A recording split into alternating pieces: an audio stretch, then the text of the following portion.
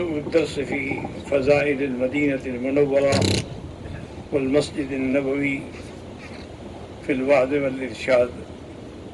الحمد لله وكفى، والصلاة والسلام على خاتم الأنبياء سيدنا وحبيبنا محمد المصطفى وعلى آله المجتبى وأصحابه النجبى. اللهم صل على سيدنا محمد النبي الأمي الهاشمي وعلى آله وأصحابه نجوم الهدى. أما بعد، فقد قال الله تبارك وتعالى في القرآن المجيد والفرقان الحميد: أعوذ بالله من الشيطان الرجيم، بسم الله الرحمن الرحيم. إن الذين ينادونك من وراء الحجرات أكثرهم لا يعقلون. قال النبي صلى الله عليه وسلم: من استطاع منكم أن يموت في المدينة فليمت، أو كما قال النبي صلى الله عليه وسلم. قال النبي صلى الله عليه وسلم: من مات في المدينة أكون جواري يوم القيامة، أو كما قال النبي صلى الله عليه وسلم. صدق الله العلي العظيم وصدق رسوله النبي الكريم، ونحن على ذلك لمن الشاهدين ومن الشاكرين، والحمد لله والحمد لله رب العالمين.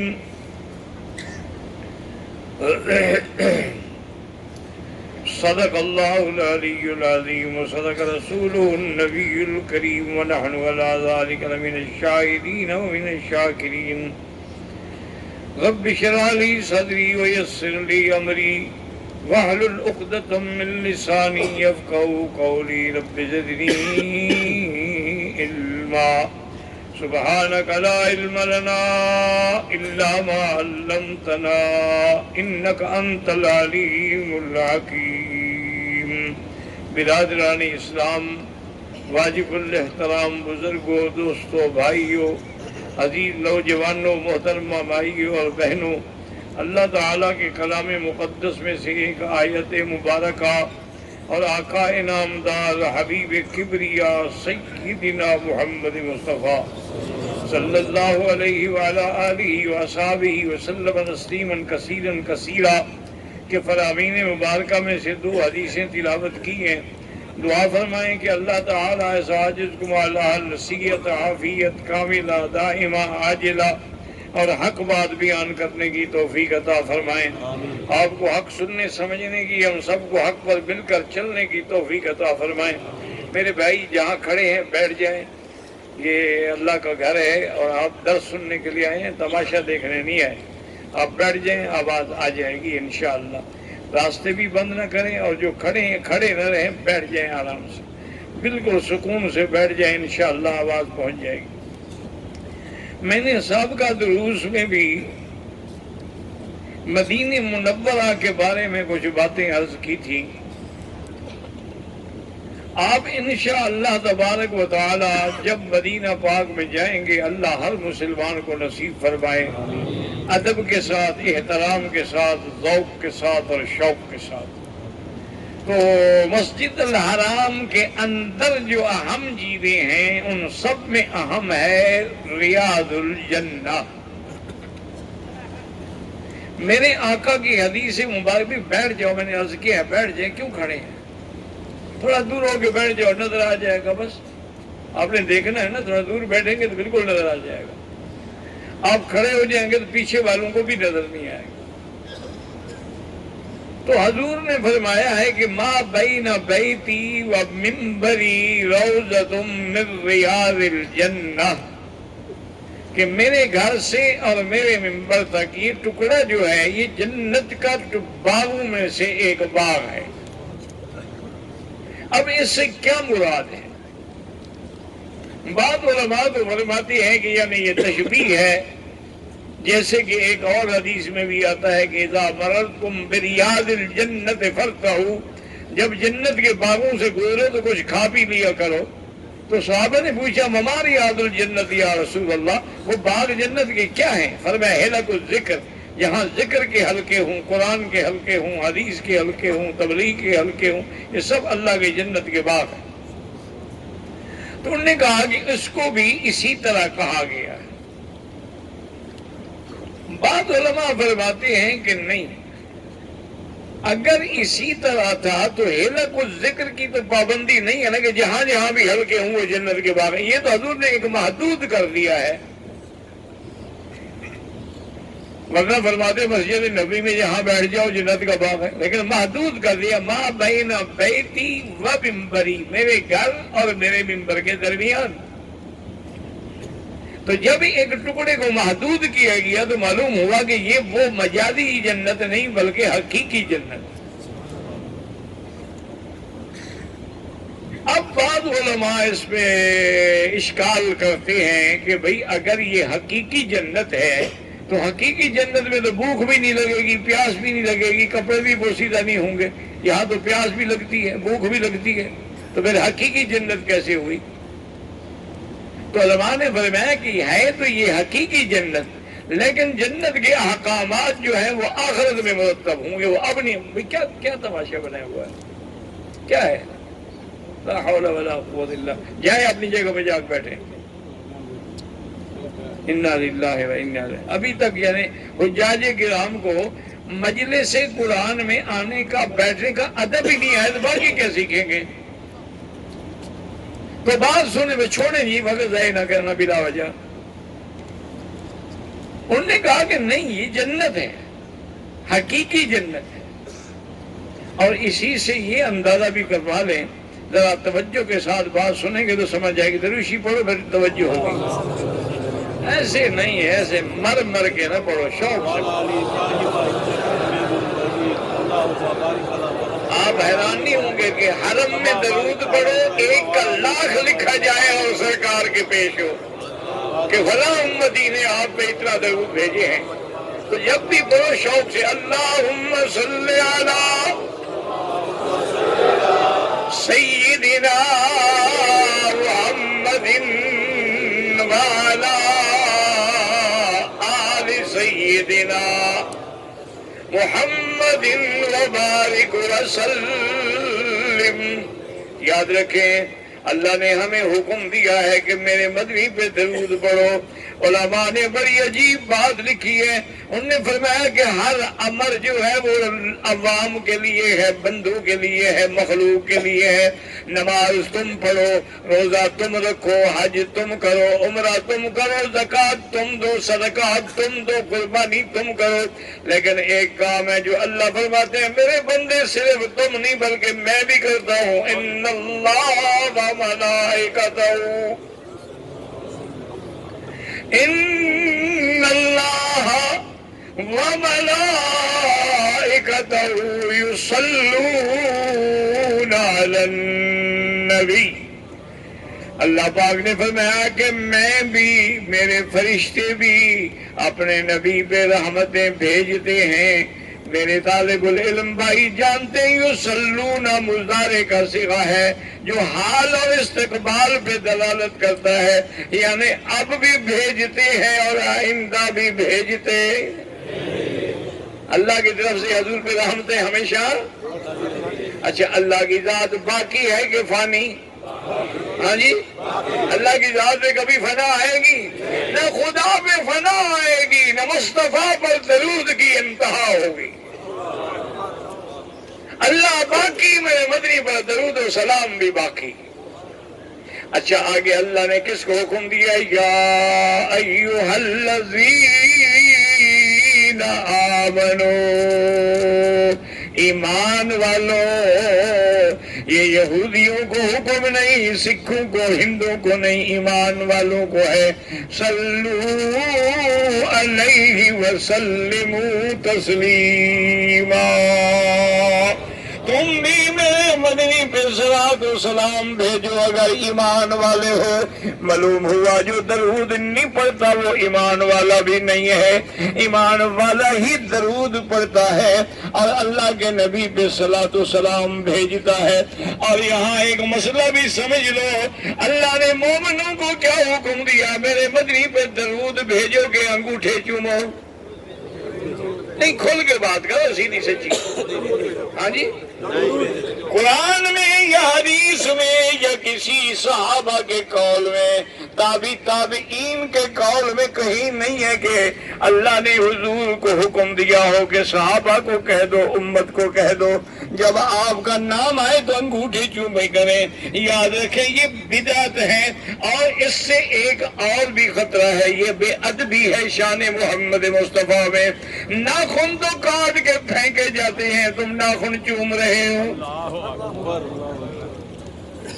یہ تو ڈر ہے کہ کہیں اس میں پکڑے نہ جائیں۔ یہ ادب نہیں، یہ بے ادبی ہے۔ اللہ نے جو اچھا، اللہ نے کیا حکم دیا؟ کیا کرو بھائی؟ اللہ نے مومنوں کو کیا حکم دیا ہے؟ تو تم بھی ایک دفعہ پڑھ لو نا، کیا ہے؟ اچھا اب بات سمجھو، کان کھول کے، توجہ ہوگی تو سمجھو گے، اگر توجہ ادھر ادھر ہوگی کچھ بھی سمجھ نہیں آئے گا۔ اللہ نے ہمیں حکم دیا درود بھیجو، ہم کیا کہتے ہیں؟ اللہم صلی علی، میرا اللہ تو اپنے نبی پہ صلاۃ سلام بھیج۔ اللہ ہمیں حکم دیتے ہیں، ہم اللہ کو کہتے ہیں، کیا مطلب؟ بات سمجھ آ رہی ہے کہ نہیں آ رہی؟ کہ نیند میں ہو؟ ہاں جی، کیا پتہ لگتا ہے؟ ہاں جی کا انہوں نے تو 11 کی کنکریاں بھی 10 کو مار لی ہیں، ان نے طواف الوداع بھی 8 دن پہلے کر لیا ہے، ماشاءاللہ، جان چھڑانی ہے نا جی۔ حضور فرماتے ہیں کہ آخری گھڑی ہو، طواف الوداع کرو اور چلے جاؤ، یعنی پھر نہ سامان باندھو، نہ شاپنگ کرو، نہ بازار جاؤ، آخری کام کرو کہ طواف الوداع ہو اور جاؤ۔ ہم نے 8 دن پہلے کر لیا ہے، یہ جان چھوٹے۔ اب سمجھو کہ اللہ نے ہمیں حکم دیا کہ صلاۃ و سلام بھیج، ہم کہتے ہیں یا اللہ آپ بھیجیں۔ اس کی وجہ کیا ہے؟ یاد رکھو، سمجھ لو، ہم اس لیے درخواست، اللہم کا کیا معنی؟ یا اللہ، یہ ابھی پڑھتے رہے ہو نا، لبیک اللہم، اے اللہ میں حاضر ہوں، اس سے سبق ملا کہ تو نے بلایا ہے تو میں حاضر ہوں، اگر نہ بلاتے تو پھر ہم لبیک کیسے کہتے؟ اب جناب اللہ کی بات کو سمجھیں، ہم اس لیے کہتے ہیں کہ مولا ہمارے اعمال بھی گندے، زبانیں بھی ناپاک گندی، ہم کس قابل ہیں کہ تیرے مدنی پہ صلاۃ و سلام بھیجیں؟ تو ارحم الراحمین ہے، اکرم الاکرمین ہے، ہم تجھ سے درخواست کرتے ہیں کہ آپ میرے مدنی پہ صلاۃ و سلام بھیجیں۔ اس لیے کہتے ہیں کہ اللہم صلی علی، اور یہ مسئلہ بھی سمجھ لو، افضل درود کیا ہے جو نماز میں پڑھتے ہو؟ درود ابراہیمی۔ اس کی وجہ کیا ہے کہ یہ درود کس نے سکھلایا ہے؟ یہ درود ہمیں حضور پاک نے سکھلایا ہے، اور یہی درود حضور نے خود نمازوں میں بھی پڑھا ہے۔ جیسے ہم درود پڑھتے ہیں، اللہ کا مدنی بھی اپنے اوپر درود پڑھتے تھے، اللہم صلی علی محمد وَعَلَىٰ آلِ سَيِّدِنَا مُحَمَّدٍ كَمَا صَلَّيْتَ عَلَىٰ إِبْرَاهِيمَ وَعَلَىٰ آلِ إِبْرَاهِيمَ فِي الْعَالَمِينَ إِنَّكَ حَمِيدٌ مَّجِيدٌ۔ یاد رکھو یہ جنت کا ٹکڑا ہے، اور اس منبر کے بارے میں بھی میرے نبی نے فرمایا منبری علی حوضی، یہ جو میرا منبر ہے مدینے میں، یہی منبر قیامت والے دن میرے حوض پہ ہوگا۔ اور آپ نے فرمایا وہ حوض کوثر کیا ہوگا؟ یاد رکھو کہیں نہر کوثر کا ذکر ہے، انا اعطیناک الکوثر، اس سے مراد وہ نہر ہے اور ایک جگہ حوض ہے۔ علماء نے دونوں حدیثوں کو جمع کیا کہ نہر کوثر کا پانی اسی سے حوض بھرا جاتا ہے، لہذا نہر کوثر بھی ٹھیک ہے اور حوض کوثر بھی ٹھیک ہے۔ حضور حوض کوثر پہ کھڑے ہوں گے اور آپ نے فرمایا کہ اس کے برتن ایسے ہوں گے جیسے آسمان کے ستارے ہیں، اور اس کے بعد فرمایا اس پانی کی صفت یہ ہوگی کہ جس نے ایک دفعہ پی لیا اس کو پھر قیامت میں کبھی پیاس نہیں لگے گی۔ اسی لیے دعا میں ہے نا کہ اللہم اسقنا من حوض نبیک شربتاً ہنیئتاً مریئتاً لا نظمع بعدها ابدا۔ اور یاد رکھیں ہر امتی کو حوض کوثر ملے گا، گناہگاروں کو بھی ملے گا، ہم بد کرداروں کو بھی ملے گا، صرف اہل بدعت ہیں جن کو نہیں ملے گا۔ دعا کرو اللہ ان کو بھی ہدایت دے۔ نام سنتیں رکھا ہوا ہے اور ہے بدعت۔ نام رکھا ہے، کہیں جلسہ گئے نا کہتے ہیں سنتوں بھرا اتباع ہوگا، اذان سے پہلے صلاۃ و سلام ہوگا وہ بھی بدعت، کھڑے ہو کے صلاۃ و سلام پڑھیں گے وہ بھی بدعت، انگوٹھے چومنے کا حکم دیں گے وہ بھی بدعت۔ تو کہو بدعتوں بھرا اجتماع ہوگا، سنتوں بھرا اجتماع کہاں سے ہو گیا؟ تو اس لیے ہمیشہ یاد رکھ لیں کہ سنت کا معنی جو ہے وہ تو یہ ہے کہ جو کام میرے مدنی پاک نے کیا ہو اور ہمیشہ کیا ہو۔ ایک ہے حدیث، حضور نے یہ حکم، حضور نے فرمایا کہ سنت کو لازم پکڑو، کیونکہ حدیث سے فعل جواز تو ثابت ہو جاتا ہے کہ جائز ہے لیکن وہ سنت نہیں ہوتی، فرق سمجھو۔ حضور نے کھڑے ہو کر پیشاب فرمایا، بخاری شریف کی حدیث ہے، فبال قائما، کھڑے ہو کے آپ نے پیشاب فرمایا ہے، تو بخاری شریف کی حدیث ہے، صحیح حدیث ہے کہ کھڑے ہو کے حضور نے پیشاب فرمایا۔ تو علماء نے اس کی تعویلات کی بات نے کہا کہ اصل میں وہ جگہ ایسی تھی کہ وہ نیچے کوڑا کرکٹ تھا، کچرا تھا، حضور بیٹھنے کی قابل جگہ نہیں تھی، مجبوراً کھڑے ہوئے۔ اور بعض علماء فرماتے ہیں کہ نہیں، حضور کو ارق النساء کی شکایت ہو گئی تھی، جس کو آپ شاٹیکا کہتے ہیں، ٹانگ میں درد ہوتا ہے، اس کی وجہ سے اس لیے آپ نے کھڑے ہو کے پیشاب کیا۔ بلکہ اب تحقیق یہ ہے کہ جس بندے کو شاٹیکا ہو وہ کھڑے ہو کے پیشاب کیا کرے تو بیماری چلی جاتی ہے۔ تو بہرحال یعنی حضور نے کھڑے ہو کے پیشاب فرمایا، یہ حدیث ہے کہ نہیں؟ لیکن سنت نہیں ہے، کیونکہ سنت یہ ہے کہ حضور نے ہمیشہ بیٹھ کے پیشاب فرمایا۔ تو سنت وہ ہے جس پہ حضور کا ہمیشہ سے عمل ہو، جس پہ دائم عمل ہو، اس کو کہتے ہیں سنت۔ تو اللہ تعالیٰ نے اپنے نبی پاک کے لیے جو مقام بنایا، فرمایا سب آگے پیئیں گے، کچھ لوگ آ رہے ہوں گے اور فرشتے ان کو دھکے مار مار کے روک رہے ہوں گے، اور میں کہوں گا ہؤلاء صحابی، یہ تو میری جماعت کے لوگ ہیں، آنے دیں۔ وہ کہیں گے یا رسول اللہ انک لا تدری، آپ کو علم نہیں ہے، ما حدثوا بعدک، آپ کے زمانے کے وفات ہونے کے بعد آخری دور کے اندر ان لوگوں نے کیا کیا بدعتیں ایجاد کی ہے۔ آپ کے یہاں سے یہ بھی پتہ لگ گیا، فرشتوں کو پتہ تھا کہ اللہ کے نبی عالم الغیب نہیں ہیں، ورنہ یہ نہ کہتے کہ آپ نہیں جانتے۔ جب عالم الغیب ہو تو وہ کیسے نہ جانے؟ اور انہوں نے کہا کہ ان نے جو حدث و احداث مانا بدعت، نئی چیز ایجاد کرنا دین کے اندر۔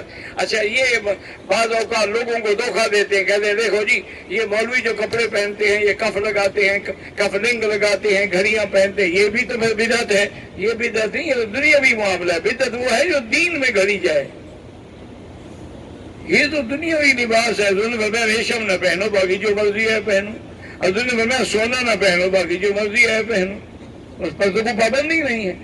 تو بدعت وہ ہے جس کا تعلق دین سے ہو، کہ دین کے اندر ایک نیا فتنہ کھڑا کیا جائے اور پیدا کیا جائے۔ تو جب حضور کو یہ کہیں گے کہ انک لا تدری ما حدثوا بعدک، آپ نہیں جانتے کہ آپ کے بعد انہوں نے کیا کیا ہے، حضور فرماتے ہیں پھر میں کہوں گا سحقا لہم سحقا لہم، ان بدعتیوں کو ہلاکت ہو، دفع کرو، لے جاؤ، مت آنے دو میرے ہاؤس پہ۔ دعا کر لو، حرم میں بیٹھے ہو، اللہ کسی کو محروم نہ کرے۔ جو بدعت میں مبتلا ہے نا وہ بھی بیچارے عشق کے مارے ہوئے ہیں، پٹڑی غلط ہو گئی، جانا وہ بھی مدینے چاہتے ہیں لیکن راستہ جدے کا پکڑ لیا، تو مدینہ تو کبھی نہیں ملے گا چاہے ہوائی جہاز پہ بھی جاؤ، جب تک سنت کی پٹڑی پہ نہیں آؤ گے، میرے مدنی کی دین کی پٹڑی پہ نہیں آؤ گے تو حضور کی محبت کیسے حاصل ہوگی؟ تو لہذا مسئلہ سمجھیں کہ یہ روضۃ من ریاض الجنہ جو ہے یہ حقیقتاً جنت کا باغ ہے۔ دعا تو اللہ ہمیں نصیب فرمائے۔ اچھا ایک مسئلہ اب یہ بھی ہوتا ہے، جب جنت والے جنت میں ہوں گے اور دوزخ والے دوزخ میں، وہاں موت ہوگی؟ ہاں جی بھائی جنت میں موت ہوگی؟ نہیں ہوگی۔ تو اس سے مسئلہ نہیں سمجھ آیا کہ اللہ نے اپنے مدنی کو اور اس کے یاروں کو دنیا میں بھی جنت میں سلا دیا ہے۔ سمجھ آیا مسئلہ کہ نہیں ہے؟ بھئی حضور کا گھر جنت ہوا کہ نہیں؟ تو ابو بکر عمر بھی اسی جنت میں ہیں کہ نہیں ہیں؟ تو اللہ تبارک ہمیں تو ملے گی نا، اللہ نے حضور کے لیے تو یہی جنت بنا دی۔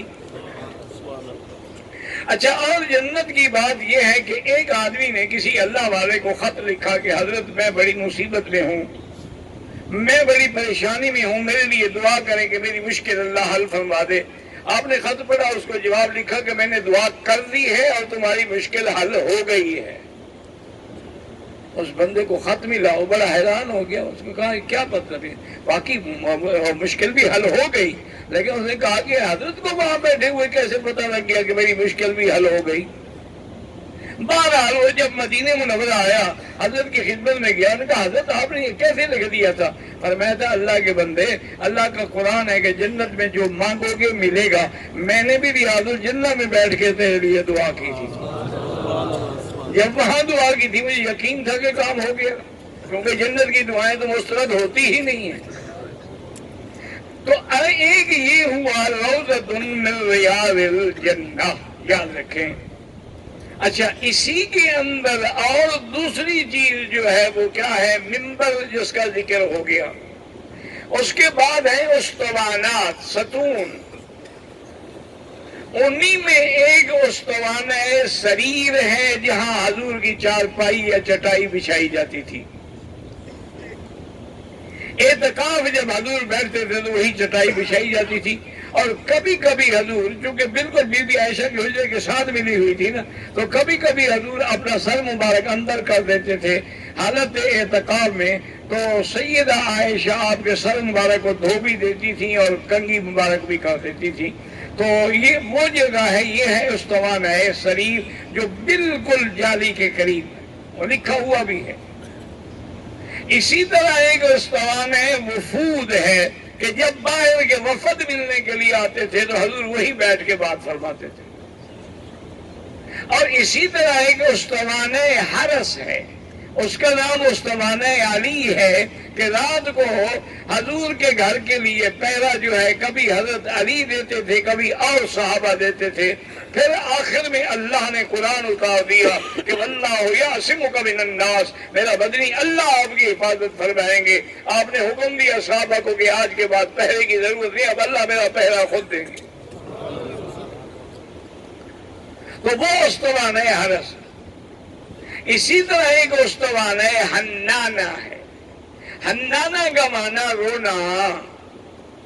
اصل بات کیا تھی کہ وہ کھجور کا ایک تنا تھا، حضور پاک جب خطبہ پڑھاتے تھے تو اسے پشت لگا کے کھڑے ہوتے تھے۔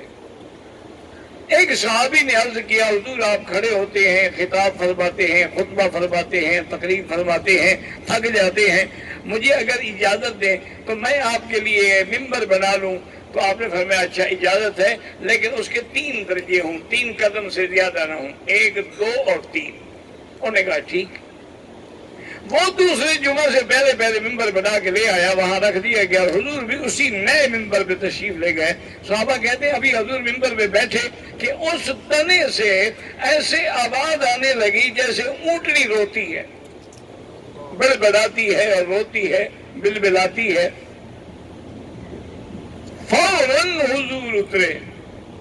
مسئلہ سمجھیں، یہاں ایک معجزہ نہیں، ایک معجزہ یہ ہے کہ لکڑی میں بھی حضور کی محبت ہے، جیسے پہاڑوں میں بھی حضور کی محبت ہے وہ شقی بدبخت ہے جس کے دل میں حضور کی محبت نہیں ہے۔ اور دوسرا معجزہ کیا ہے کہ لکڑی زندہ ہو کے رونے لگ جائے۔ اور تیسرا معجزہ یہ ہے کہ حضور کا اس کے رونے کو سن لینا اور سمجھ لینا کہ کیوں رو رہا ہے۔ آواز تو صحابہ نے بھی سنی، حضور اترے اور آگے سینے سے لگا دی۔ صحابہ کہتے ہیں کہ جب حضور نے سینے سے لگایا تو وہ ایسے ہی روتے روتے چپ ہوا، جیسے بچے کو سینے سے لگاؤ تو روتے روتے چپ ہو جاتا ہے، وہ بھی چپ ہو گیا۔ اور اس کے بعد حضور نے حکم دیا کہ اس ستون کو اسی جگہ دفن کر دو تاکہ قیامت میں یہ بھی جنت میں اٹھے گا۔ وہ وہی دفن کر دیا گیا اور نشان موجود ہے، لیکن اب اوپر قالینیں بچھی ہوتی ہیں وہ نظر نہیں آتا ہے، تو اس کو کہتے ہیں استوانہ حنانہ۔ اسی طرح ایک اور استوانہ ہے، آپ اندازہ نہیں کر سکتے نا محبت کا۔ حضرت ظفر احمد عثمانی رحمت اللہ علیہ نے لکھا ہے کہ ہم مدینہ منورہ گئے، ہم نے دیکھا کہ خوبصورت بچہ ہے، لیکن وہ بیچارہ سوکھی سوکھی روٹی مانگی ہوئی کھا رہا ہے۔ ہمیں بڑا ترس آیا، ہم اس کو مکان پہ ساتھ لے آئے، بڑا اچھا کھانا کھلایا، کپڑے منگوائے، اس کو دیے۔ ہم نے کہا بیٹا دیکھو بات سنو، تمہارا کوئی ہے؟ انہوں نے کہا جی ماں باپ فوت ہو گئے، میں یتیم ہوں، اکیلا ہوں، کوئی نہیں اللہ کے سوا میرا، میں اسی طرح مانگ تانگ کے روٹی کھا لیتا ہوں، گزارا کر رہا ہوں۔ ہم نے کہا ایسا کرو تم ہمارے ساتھ پاکستان چلو، ہم تمہیں پڑھائیں گے بھی، اچھے سے اچھا کھانا بھی دیں گے، رہائش بھی دیں گے۔ اس نے میری طرف دیکھا، اس نے کہا مولوی صاحب ایک بات بتاؤ، جہاں مجھے لے جانا چاہتے ہو وہاں روضہ رسول بھی ہے؟ میں نے کہا ابھی وہاں تو روضہ نہیں ہے، روضہ تو یہی ہے۔ انہوں نے کہا پھر میں اس جگہ کو چھوڑ کے نہیں جا سکتا، تمہارے کھانے کے لیے میں حضور کا روضہ چھوڑ دوں؟ کیا کہہ رہے ہیں؟ یہ طلب تھی، ایک شوق تھا، محبت تھی۔ تو ایک صحابی تھے ابی لبابہ ان کا نام تھا، انہی کے نام پہ ہے وہ استوانہ ابی لبابہ۔ اس کی وجہ یہ تھی کہ بنو قریظہ یہودیوں نے جب قلعے میں بند ہو گئے مقابلے کرنے کے لیے، جنگ کے لیے، وہ باہر نکلتے ہی نہیں تھے۔ اب ان کے بڑے بڑے قلعے تھے، قلعوں کو توڑنا بڑا مشکل تھا۔ حضور نے ابو لبابہ کو بھیجا کہ تم جاؤ، اس کے تعلقات تھے بنو قریظہ سے زمانہ جاہلیت میں۔ آپ نے فرمایا اچھا ایسا کرو کہ تم جاؤ ان سے بات کرو گے، یار ہمارے ساتھ بات کریں، یہ کیا ہے قلعہ بند ہو کے بیٹھے، کب تک بیٹھے رہیں گے؟ باہر سے تو ہم کچھ نہیں جانے دیں گے ان کو۔ آخر ان کے بعد جو کچھ ہے وہ مہینہ، 2 مہینے، 4 مہینے میں ختم ہو جائے گا، بھوکے مر جائیں گے، اس سے بہتر ہمارے ساتھ مصالحت کر لیں۔ ابو لبابہ وہاں گئے تو انہوں نے کہا دیکھو ابی لبابہ، تم ہمارے پرانے تعلقدار ہو، ہمیں یہ بتاؤ آخر حضور ہمارے بارے میں فیصلہ کیا کریں گے اگر ہم صلح کے لیے اتر آئیں؟ اور نے کہا حضور قتل کا حکم دیں گے۔ کہے بیٹھا، اب انہوں نے کہا ہائے یا اللہ، میں نے تو نبی کا راز کھول دیا، اتنی بڑی غلطی ہو گئی۔ انہوں نے آ کے اپنے ساتھیوں کو حکم دیا کہ مجھے ستون سے باندھ دو، میں اپنے آپ کو باندھے رکھوں گا جب تک مجھے حضور نہیں چھوڑیں گے، میں نہیں چھوڑوں گا، میں نے غلطی کی۔ صحابہ اس کو باندھ دیتے، گھر والے باندھ دیتے، نماز کے لیے کھول دیتے، پھر باندھ دیتے۔ حضور کو کہا کہ حضور مہربانی فرمائیں، ابھی لبابہ نے غلطی کی ہے، اب وہ اپنے آپ کو سزا دے رہا ہے، آپ کھول دیں۔ فرمایا میرے پاس آتا تو میں کھول دیتا ہوں، تو اب اللہ کے پاس کیا ہے، اب اللہ جو فیصلہ فرمائے، اب تو میں تو فیصلہ نہیں کر سکتا، میرے پاس تو آیا ہی نہیں، میرے پاس آیا تو میں اللہ سے معافی مانگتا، وہ تو اللہ کے پاس براہ راست چلا گیا، اب میں نہیں کھول سکتا۔ تو 9 دن تک ابی لبابہ اسی ستون سے بندھے رہے۔ 9 دن کے بعد ان کی توبہ قبول ہوئی۔ حضور نے فرمایا ابشری یا ابی لبابہ، ابی لبابہ تمہیں مبارک ہو، اللہ نے تیری توبہ قبول کر لیا۔ حضور نے خود آ کے اس کی رسیاں کھولی، اسی لیے اس کو کہتے ہیں استوانہ ابی لبابہ۔ ایک استوانہ ہے، اس کا نام ہے استوانہ عائشہ۔ اس کی وجہ یہ تھی کہ وہاں حضور بھی عبادت فرماتے تھے، اور بی بی عائشہ کو بھی بتایا تھا کہ ایک ایسی جگہ ہے یہاں کہ جو آدمی اللہ سے دعا مانگتا ہے وہ قبول ہوتی ہے۔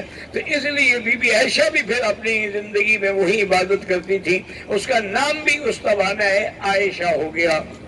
اور بھی استوانات ہیں جو اندر آ گئے، جاریوں کے استوانہ جبریل ہے، جہاں جبریل آ کے حضور کے ساتھ قرآن کا دور فرماتے تھے۔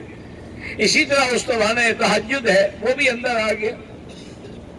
ابھی اس میں یاد رکھیں کہ انہی جگہوں پر یعنی مسجد کے اندر ایک مبارک مقام ہے جس کو کہتے ہیں اصحاب صفہ، وہ چبوترا بنا ہوا ہے۔ یہاں حضور کے وہ صحابہ جو غریب تھے، جن کا گھر نہیں تھا، ٹھکانہ نہیں تھا، کچھ بھی نہیں تھا، وہ یہیں بیٹھ کے بیچارے گزارتے تھے۔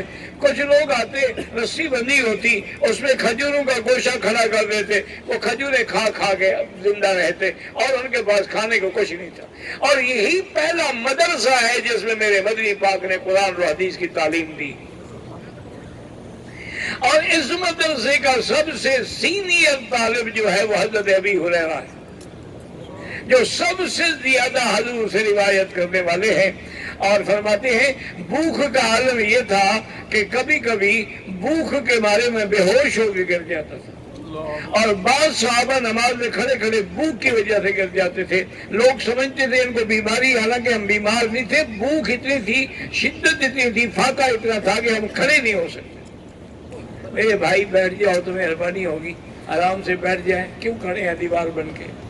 آرام سے بیٹھ جائے، اللہ کا گھر ہے، اللہ پاک سے ادب کے ساتھ آواز تو آ جائے گی، بیٹھے ہوئے بھی آ جائے گی، کھڑے ہوئے بھی آ جائے گی، لیکن بہتر یہی ہے راستے بھی بند نہ کرے اور کھڑے بھی نہ ہوں۔ ایک دن حضرت ابو ہریرہ رضی اللہ عنہ فرماتے ہیں کہ میں شدت بھوک سے بےتاب ہو کے ایسے بیٹھا ہوا تھا، اور میں اس انتظار میں تھا کہ کوئی اللہ کا بندہ گزرے جو مجھے کھانا کھلائے۔ اب میں مانگتا نہیں تھا، صحابہ سوال تو نہیں کرتے تھے نا، چاہے زندگی جیسے گزرے، بھوک ہے، فاقہ ہے، شدت ہے، سوال اللہ سے کرتے تھے۔ کہتے ہیں مر ابی بکر، حضرت ابو بکر گزرے، پوچھا کیا بات ہے ابی ہریرہ؟ میں نے کہا ایک مسئلہ پوچھنا ہے۔ پوچھو۔ میں نے مسئلہ پوچھا، بتا کے چلے گئے۔ میں نے کہا مسئلہ تو میرا اور تھا، ابو بکر بھی نہیں سمجھا۔ حضرت عمر گزرے، وہ بھی چلے گئے۔ تھوڑی دیر کے بعد میرے آقا رحمت للعالمین سید الاولین والآخرین تشریف لائے۔ میں نے کہا حضور میں نے مسئلہ پوچھنا ہے۔ فرمایا ابو ہریرہ تیرے مسئلے کا مجھے پتہ ہے، آ جاؤ میرے ساتھ۔ تو حضور مجھے لے کے اپنے حجرے میں آئے۔ پتہ ہے حضور کے حجرے کتنے بڑے تھے؟ 5 میٹر چوڑا اور 3 میٹر، 5 میٹر لمبا اور 3 میٹر چوڑا، اور چھت جو ہے چھڑیوں کی پڑی ہوئی تھی، کھجور کی چھڑیوں۔ یہ حضور کے حجرے تھے۔ ایک پٹ کا دروازہ لگا ہوا تھا، اور وہ بھی اتنا کمزور تھا کہ زور سے دھکا مارو تو ٹوٹ جائے۔ حضرت ابو ہریرہ فرماتے ہیں مجھے گھر لے آئے، اس کے اندر ایک روشن دان تھا دیوار میں، وہاں ایک پیالہ دودھ کا رکھا تھا، آپ نے دیکھا کہ دودھ موجود ہے۔ فرمایا ابو ہریرہ ایسا کرو کہ اب اصحاب صفہ میں جتنے صحابہ بیٹھے ہیں سب کو بلا کے لے آؤ۔ میں نے دل میں کہا حضور یہ پیالہ تو مجھے بھی پورا نہیں ہوگا، اب آپ کا حکم ہے، میں ٹال تو نہیں سکتا۔ میں کیا ان کو لے آیا۔ فرماتے ہیں تقریباً اس وقت 40-45 کی تعداد تھی۔ حضور نے وہ پیالہ مجھے پکڑا دیا اور امتحان شروع ہو گیا۔ فرمایا ابو ہریرہ دائیں طرف سے سب کو پلانا شروع کرو۔ اب صحابی کہتے ہیں وہ بھی بیچارے بھوکے، جب وہ پینا شروع کرتے میں دعا کرتا کہ یا اللہ میرے لیے بھی تو کچھ بچ جائے۔ اس نے پی لیا، پھر دوسرے نے، تیسرے نے، جب سارے صحابہ نے پی لیا میں نے دیکھا پیالہ اسی طرح بھرا ہوا ہے جیسے پہلے بھرا ہوا تھا۔ اس کو تو ہاتھ لگ گئے نا محمد مصطفیٰ کے، وہ کبھی خالی ہو سکتا ہے؟ وہ کیسے خالی ہو سکتا ہے؟ اس کو تو ہاتھ لگے ہیں نا۔ اسی طرح صحیح حدیث میں ہے ایک دن حضرت ابو ہریرہ کچھ کھجوریں لے آئے، کہا حضور یہ کھجوریں ہیں، اس کے لیے دعا فرما دیں۔ آپ فرماتے ہیں کہ حضور پڑھ بھی رہے ہیں، دعا بھی فرما رہے ہیں، اور وہ کھجوریں میرے تھیلے میں بھی ڈال رہے ہیں۔ حضور نے فرمایا ابو ہریرہ اس تھیلے کو مضبوطی سے باندھ لو، بس اندر سے ہاتھ ڈال کے کھجوریں نکال لیا تو ساری کھجوریں باہر نہ نکالنا۔ آپ فرماتی ہیں میں چلاتا رہا۔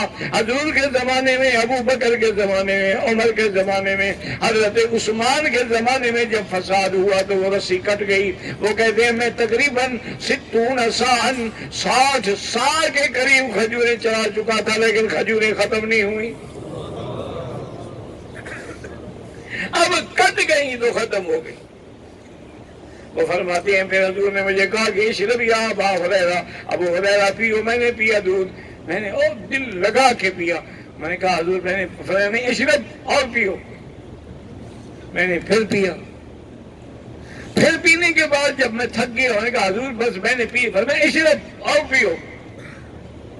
اب حضور کا انکار کیسے کر؟ فرماتے ہیں تیسرے دفعہ جب میں نے پیا، حضور نے جب چوتھے دفعہ فرمایا کہ پیو، میں نے کہا حضور اب اگر میں نے پیا نا دودھ میرے ناک سے نکلے گا، ناک سے بہنا شروع ہوگا، پیٹ میں بھر گیا ہے. حضور مسکرائے، فرمایا اچھا ابو ہریرہ مجھے دے دو، اب میں بھی پی لیتا. یہ شان کریمی ہے، یہ شان رحمت ہے کہ صحابہ کا جھوٹا محمد مدنی پی رہے ہیں صلی اللہ علیہ وسلم. ایسے تو مدنی کو یہ شان نہیں ملا. اللہ نے فرمایا روزے پہ آؤ، حضور کے پاس آؤ، ادب سے کھڑے ہونا، آواز اونچی نہ کرنا ورنہ تیرے سارے عمل برباد ہو جائیں گے.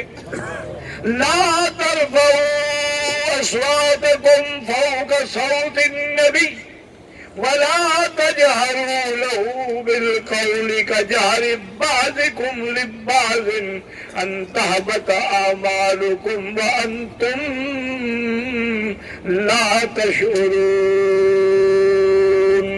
زندگی باقی تو انشاءاللہ بات باقی.